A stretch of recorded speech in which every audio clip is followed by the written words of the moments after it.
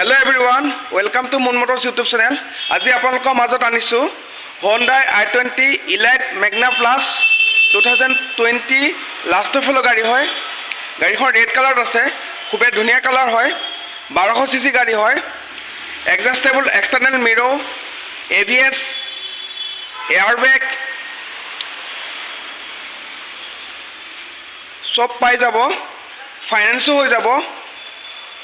150 মান down payment দিলে হল। গাড়ীখন ফাইনেন্সত ঘৰত লৈ যাব পাৰিব।